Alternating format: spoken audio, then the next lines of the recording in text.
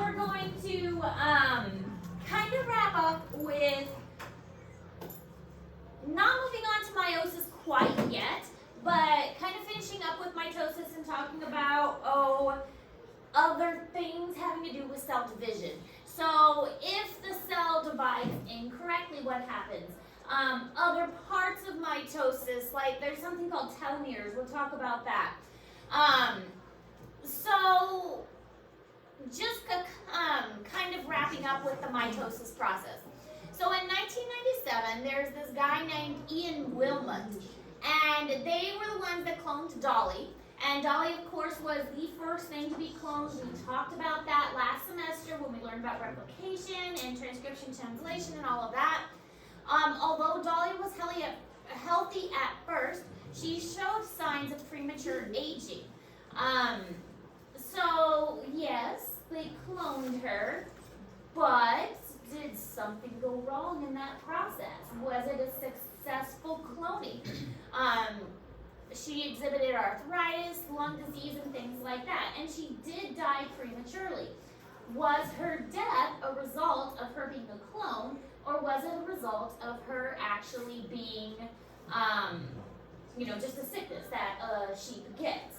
And we still don't know for sure. Now, obviously, since Dolly, we've cloned many other things, so we have, perfected the technique better, and we have a better understanding of that. So there is speculation that her demise is based on something called telomeres. Telomeres are a part of the DNA that doesn't code for any proteins. Now, we talked about as well last semester that not all of the DNA has pieces that are used for making proteins. There's only chunks that have protein pieces. There are some pieces that we don't need for proteins. And so the telomeres are non-coding parts, and they're specifically at the ends. And that's what this picture here represents. I know it's kind of a silly little picture, but the red parts are the telomeres. And they're at the ends of the chromosomes. And these telomeres basically provide a buffer against the loss of the more valuable stuff. So the valuable stuff is the purple, and the red is the buffer telomeres. So it's not as valuable. It's kind of protecting the valuable stuff. Just like yesterday when we looked at the onion root tip under the microscope, it had that cap on it that was protecting the more valuable root itself. So telomeres, not as important DNA, that's protecting the more important DNA.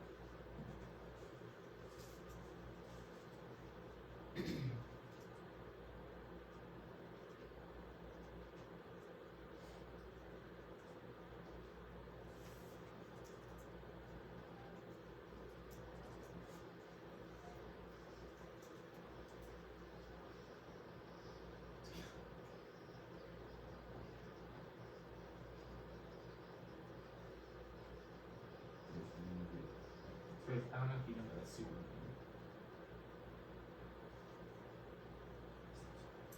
All right, so this shows chromosomes. Let me turn the lights off a little bit. But the purple part are the chromosomes, and then the red and the green parts are the telomeres. So you can see how the telomeres have been indicated here by some lights, and those are the telomeres that are showing up. They've been selected by radioactive activity. So a telomere buffer is very important. A typical eukaryotic chromosome shortens by about 100 nucleotides with each DNA replication. So the idea is that every time a cell divides, it gets a little bit shorter, the chromosome does. So each time your cell goes through the division process, it gets a little bit shorter, a little bit shorter. Your chromosome gets a little bit shorter each time. So, in theory, a cell can only divide so many times before it can't divide anymore. And if you think back, when the egg and the sperm join together, it makes the first cell, and all other cells come from that first cell, dividing over and over and over again. So your cells have a limited number of times that they can divide. And a lot of it is based on those numbers of telomeres. Most body cells can divide only a certain number of times before you run out of telomeres. When you run out of telomeres, the theory is that you die. So telomeres are kind of important. The amount of telomeres that you have kind of determines how long you live. So when the telomeres that become too short, checkpoint gene products halt the cell cycle, and cell death follows shortly after. So if cell death is following, then that means that it's not good. Your organs start to shut down. Your liver is not going to function. Your heart isn't going to beat. Your kidneys aren't going to filter blood, and basically you go into organ failure. So basically you die. So the idea is that the shortening of telomeres is one of the things that causes aging and causes eventually death.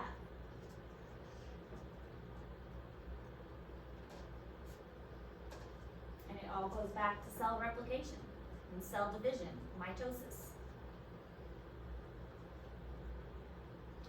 So what we lose with age. So here is one chromosome, and it's replicated into its sister chromatid, and the red is representing the telomeres. And all of this, of course, is found inside a cell. So when you are a baby, you've got about 15,000 telomeres here at the end of the chromosome. As you get into a child, you get 10,000. Adults, you get 7,000. As an elderly adult, you're down to 4,000. You can see how that has changed significantly from when you were a baby, and now there's not very many telomeres left. So that shortens throughout your lifetime, and as that shortens, there's less of a buffer for your actual DNA, the important parts of your DNA. So it's more likely your DNA will become damaged as you get older. And so that means that that original cell that you started off with, when the egg and the sperm join, gets divided so many times that those cells are more likely to experience damage, to have problems when they divide. That's why older people do get cancer more often, because the replication process, mitosis process, is not as clean and is not as it's not as likely to be successful. So cell division limits vary by species and may set an organism's lifespan. Some organisms live longer than others. I mean, sea turtles live a long time. Tortoises live a long time. But a mouse, very short lifespan. Mayflies, very short lifespan. They spend one day as an adult. Kind of sad, actually. They spend, a good couple months as juvenile, and then they become an adult. One day, they reproduce, and then they die. So they spend one whole day as a grown-up. Yep. Pretty sad to be a mayfly. One day as a grown-up, you reproduce, you die, and that's all you get. So, cicadas don't have it much better. Cicadas spend about 8 years underground, and then there are some that are like 16 years cicadas, and then they crawl up out of ground, and then they spend maybe a week as an adult, and then they die too. So cell division limits vary by species and may set an organism's lifespan. Now, we don't know this for sure. This is a theory, but it's a really good theory that makes a lot of sense. We don't know what causes a person to die, and there are a lot of other factors that play into this. Does the person smoke? Does the person eat healthy? Does the person exercise regularly? Does the person take care of themselves? Is the person going skydiving and taking unnecessary risks? I mean, there's a lot that goes into this. So, genetics is only one factor of it. Lifestyle is another factor. but genetics is a big factor of it. The telomeres keep uncontrolled and the checkpoint genes, which we'll talk about as well, they keep uncontrolled cells from overrunning the body.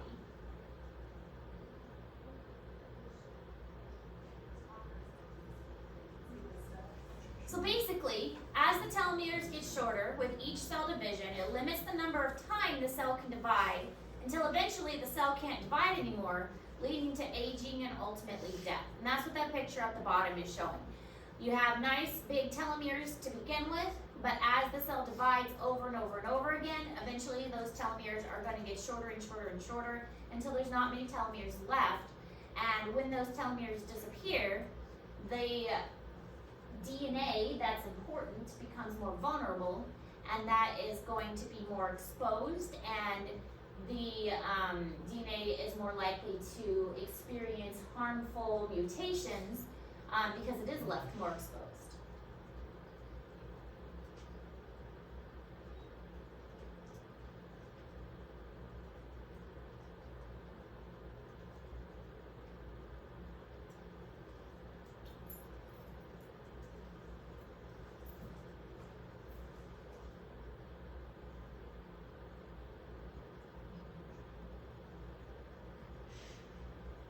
You guys are unusually quiet today. I'm very pleased. Yeah, for Whatever you are, keep doing it.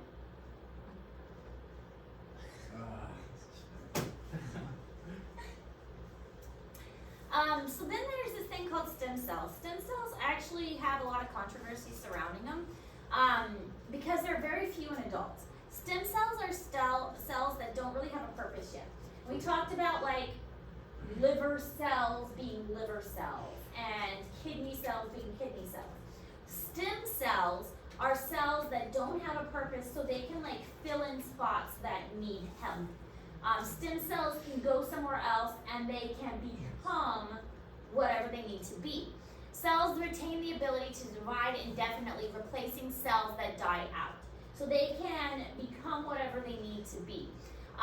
They're mortal cells, and they are found more abundantly in children and fetuses, which makes sense because those small children and fetuses, they're dividing so rapidly because they're growing so quick. Now, stem cells constantly produce an enzyme called telomerase. Remember, anything that ends in ASE is an enzyme, which is a type of protein. Telomerase reverse the telomere shortening that normally occurs after DNA replication. So as long as you have telomerase, you're getting more telomeres added. And so the telomeres aren't shortened. So that's a good thing to have. If you can get more telomerase enzymes, then your telomeres aren't going to shorten. So that's pretty awesome.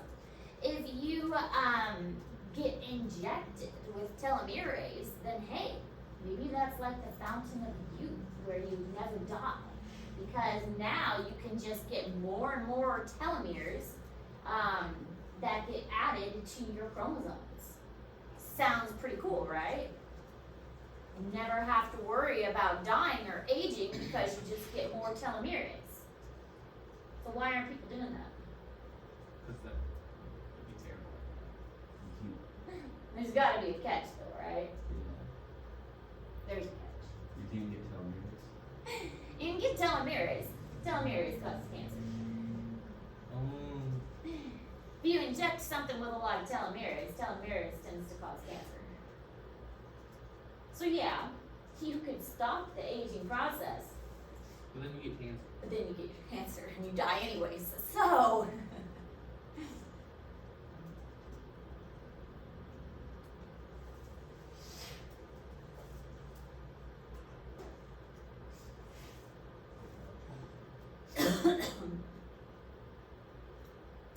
So they did do an experiment with mice. Mice are great to do experiments with. I know it's terrible to experiment on animals, but mice have a relatively fast reproductive turnover.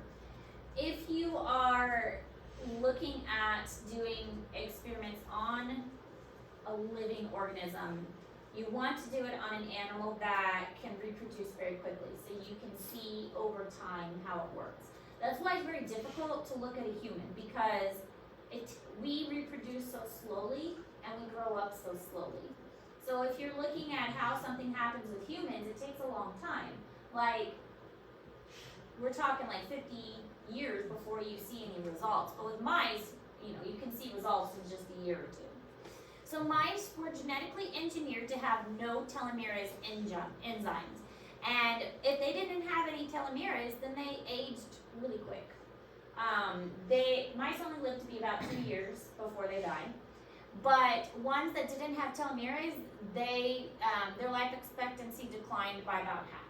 So they were dying out really quick. If they were supposed to live 2 years, they were dying by 1 year. But if you introduce the telomerase back in, like if you injected them with telomerase, then they restored their life, and they lived about 2 years then. However, the tissue repairs itself and the functions normally. Reproduction becomes possible. It seemed like it was working again. But researchers are careful to point out that the shortening telomerase may be an effect of aging rather than a cause. However, cancer cells characteristically express high levels of telomerase. So if we add telomerase, we increase the cancer risk. So yes, it sounds great. Let's give people an unlimited age span. We discovered the fountain of youth. We will inject everybody with telomerase so their telomeres don't shorten and they can live forever. But now you all have cancer, so it doesn't matter. You're not aging, but now you have various forms of cancer. So the truth is, it doesn't matter. You're just trading one problem for another problem. And so why try and mess with one thing when you're just trading it for something else?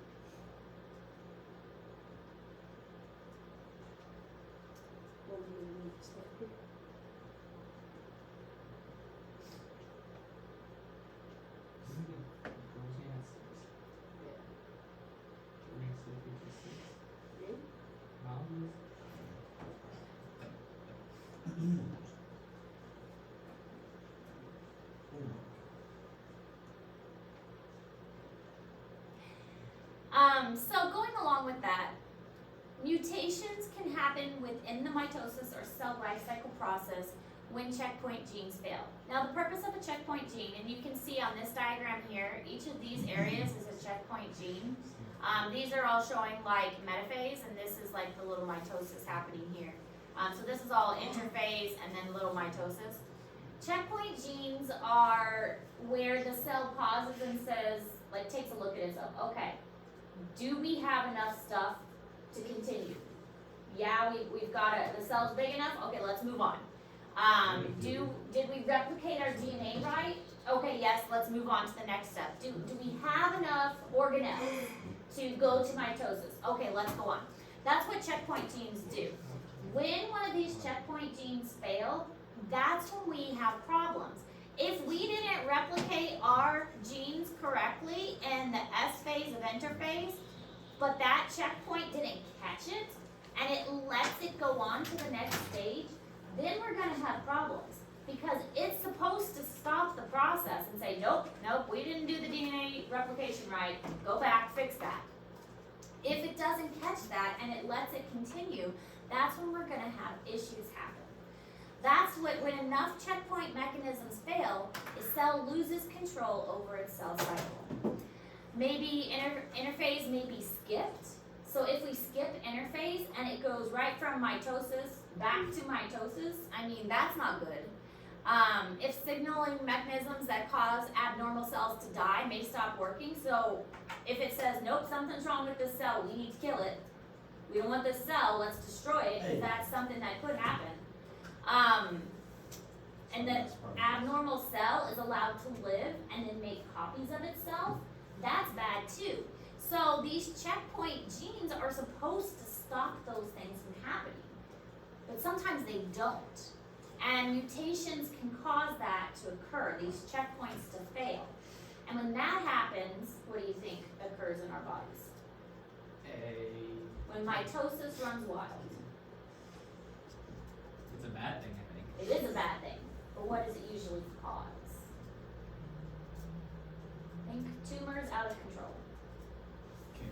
Cancer. Mitosis, when it is left uncontrolled, causes cancer. When mitosis does not stop and causes a tumor to grow out of control, it causes cancer. Which happens, unfortunately, more often than we like.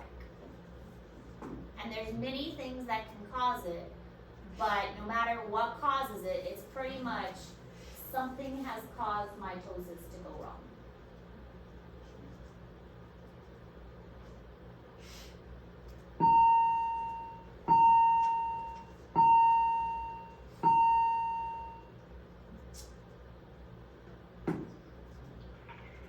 If you're in second lunch and you're attending First Chapter Friday, please go ahead and grab your lunch and head to Baker Lab.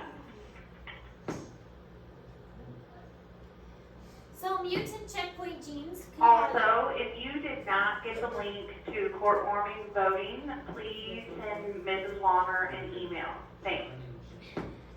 checkpoint genes can cause tumors by disrupting the normal controls. So this is just a picture of a tumor, and you can see the outgrowth that is caused, that this tumor is kind of stretching out. So not only is the tumor growing, but it's stretching out too. Now, not all tumors are cancerous. Tumors aren't good, but not all tumors are cancerous.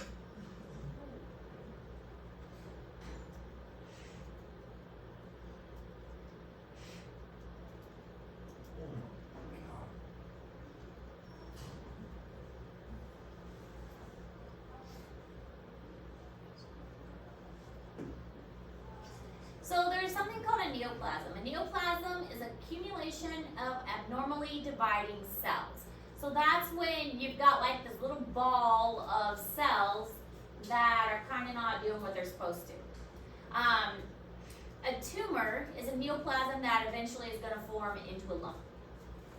Then you have an oncogene, which is a gene that helps transform a normal cell into a tumor. Hey, come on. I hope you don't mind if I've been here a bit early. You're second class. So, Could I get, do you keep their work?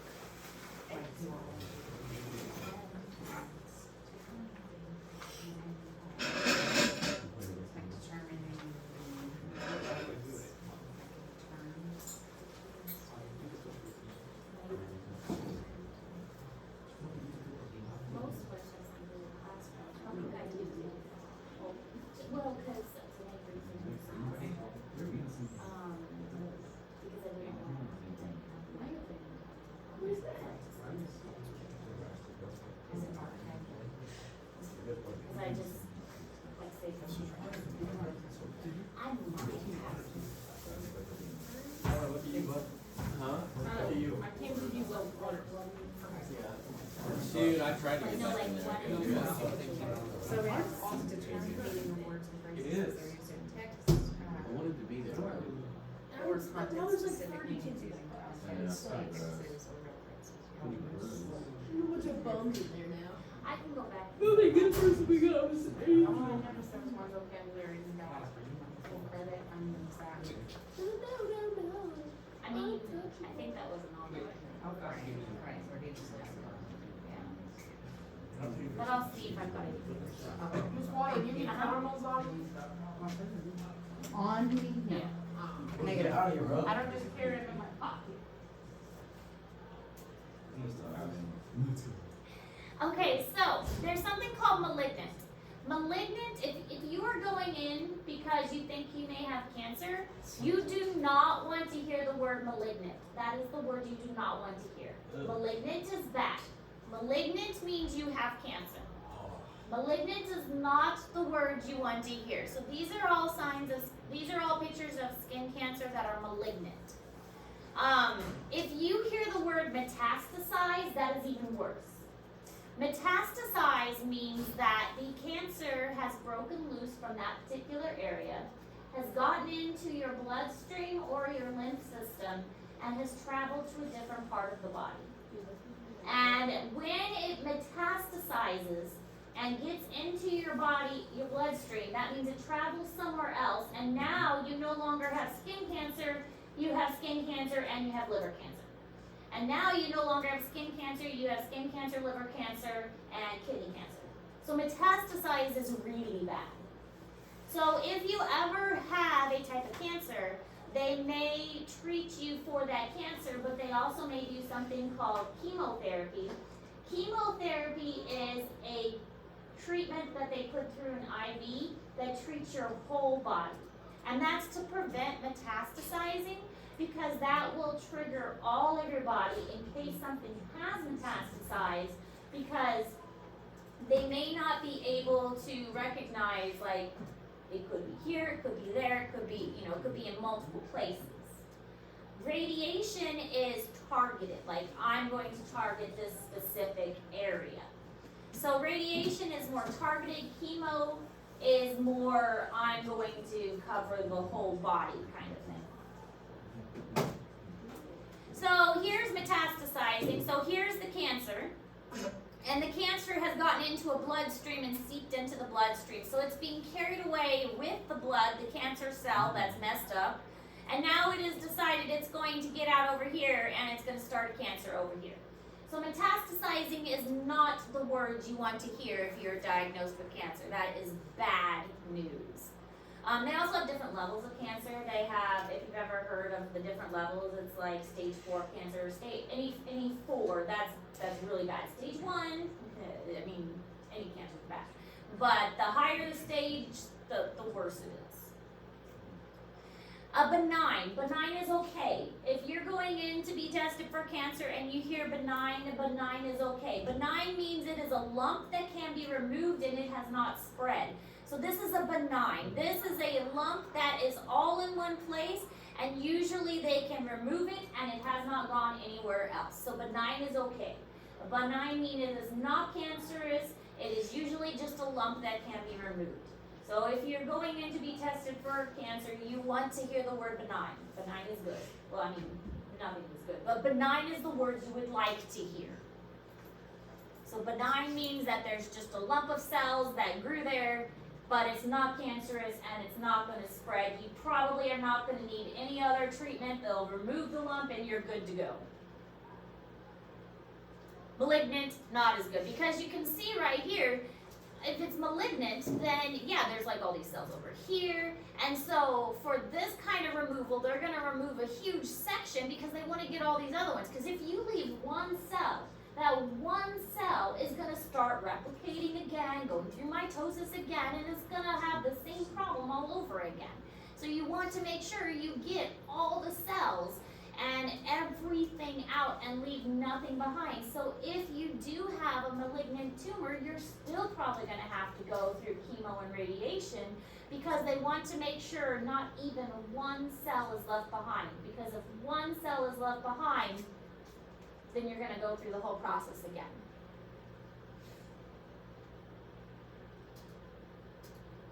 I think there's a video there. I don't know if it's going to work unless I actually click it.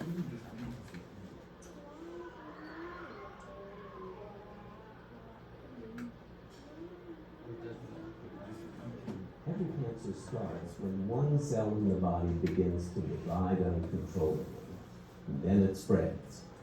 Hi, I'm Dr. Anthony Komaroff. Cancers grow first inside the organ where they start. Since most organs are inside the body where they can't be seen with the naked eye, many cancers are hard to spot at their earliest stage, when the chance of curing them is greatest. The colon, or large intestine, is a long tube that carries digested food and eliminates the waste as a bowel movement. Colon cancers often start here, in the lining of the intestine. One cell starts dividing uncontrollably. A mass of cancer cells, colored green, grows into the space at the center of the colon. The growing cancer also starts to push into the outer wall of the intestine. From there, the cancer can invade nearby organs and tissues. At this point, the person often begins to have symptoms. The most dangerous thing that a cancer can do is metastasize, send its cells to other parts of the body. Here you see lymph vessels in white and blood vessels in red that are growing into the wall of the colon. And there you see the cancer growing, and then the blood vessels growing into the cancer to feed the cancer. Cancer cells can creep through the walls of these vessels. There goes one, there another, and then another, and spread to the lymph nodes and to the blood. Once the cancer cells get into the bloodstream, they can travel to other parts of the body. There are the green cancer cells traveling in the blood, and there some of the cells stop in the lungs. Now some more stop in the liver. Then the cancers in the lungs and the liver start to grow. Once the cancer has spread, it's harder to cure, although treatment can often slow it down. But the earlier cancer is caught, the better. To learn more, see the video called How to Catch Cancer Early. From Harvard, I wish you good health. So yeah, you don't want to hear metastasize, and that's why it's important to try and catch cancers early. So when you catch it early enough, it can be removed before it gets to the metastasizing phase. Alright, you don't have to write this down because this is in Google Classroom, because this is a lot to write down, but it's basically what we've been talking about. Benign, that's not as bad. So this is, a wart is considered a benign neoplasm. Although a wart is more of a virus than an actual tumor. And it's non-cancerous and it doesn't spread. They're slow to grow. And then you have the malignant. This progressively gets worse, and it can be dangerous to health, and it is cancerous, so it does spread. Then you have the metastasizing, which is when it goes into the blood or the lymph, and it will go to other parts of the body. So again, you don't have to write that one down. That's in Google Classroom. Now this you should write down. Cancer is the disease that occurs when a malignant neoplasm physically and metabolically disrupts the body tissue. Cancer causes about 15 to 20% of human deaths. What is the leading cause of death, do you think? Well, smoking Heart is disease. part of it. Heart disease. Heart disease is the leading cause of death in the United States at least. Yeah, yeah. But heart disease is the leading cause of death. I think cancer comes in close behind that, but the heart disease is the leading cause of death.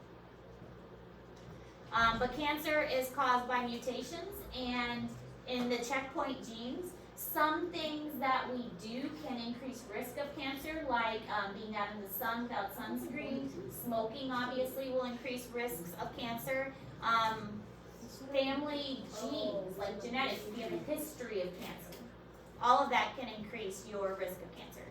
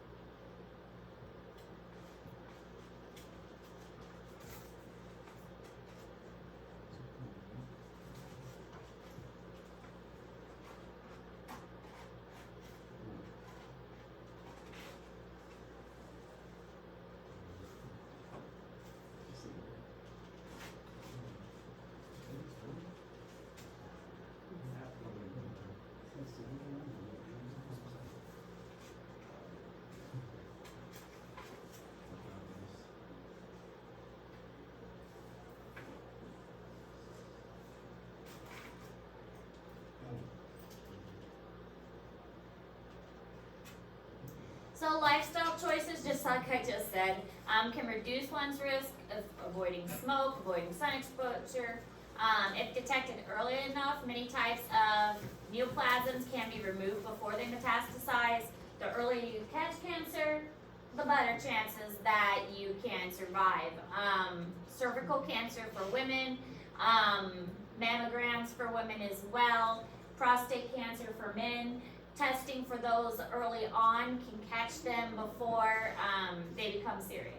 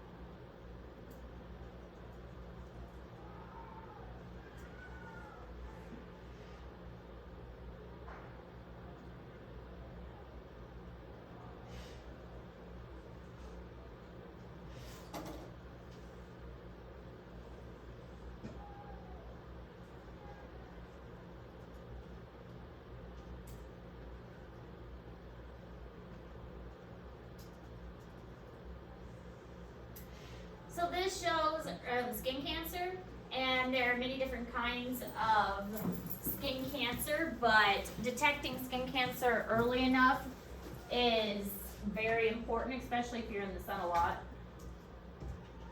The term neoplasm means new growth. Neoplasms may be benign, a growth that is generally harmless, or malignant, a growth that invades other tissue. Any malignant tumor is also known as cancer. Normal cells grow and function for a specific purpose. In cancer cells, the growth pattern is haphazard, has no specific pattern, and invades other tissue. Metastasis is the spread of the neoplasm to distant sites. Just the way plants send their roots into the soil, the finger-like projections of cancer force their way along the lines of least resistance and spread to other sites. The lungs are a common site of a carcinoma. The cancer cells invade the lung tissue. The cancer cells move from the lungs into the lymph system. As more and more cancer cells enter the lymph system, the cancer cells may spill over and enter the bloodstream. The cancer cells of the epithelial tissue, also known as carcinoma, metastasize from the lung into the lymph, then the general circulation, and metastasize to the liver. Cancer cells of connective tissue, also known as sarcoma, shown here in the thyroid gland, move directly into the general circulation. The cancer cells then metastasize to another site, such as the bone. Cancer of the epithelial tissue metastasizes through the lymph tissue and blood. Cancer of the connective tissue metastasizes through the blood.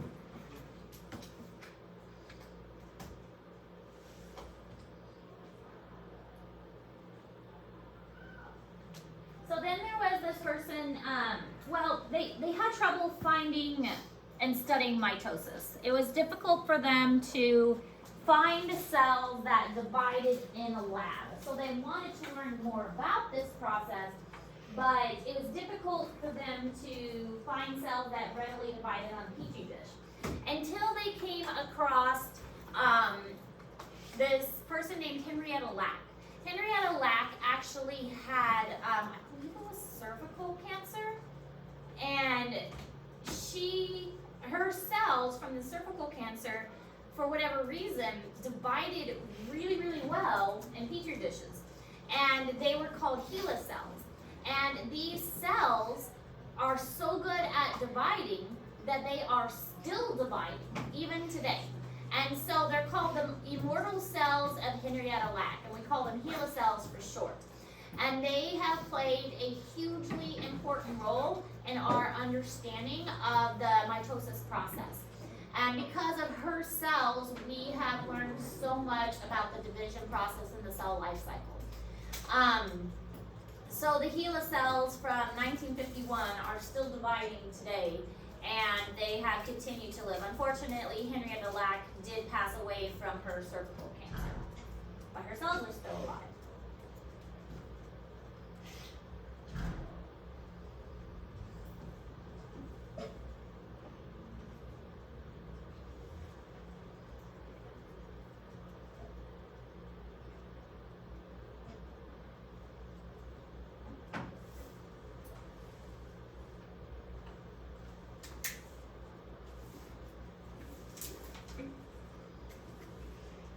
So the HeLa cells are still used today in laboratories, and it was cervical cancer.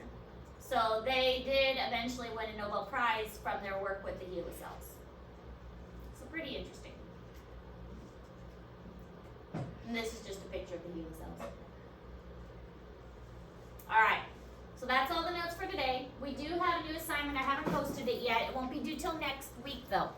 You're going to pick a cancer of your choice and do a little research on it, and then write a paper about this cancer of your choice.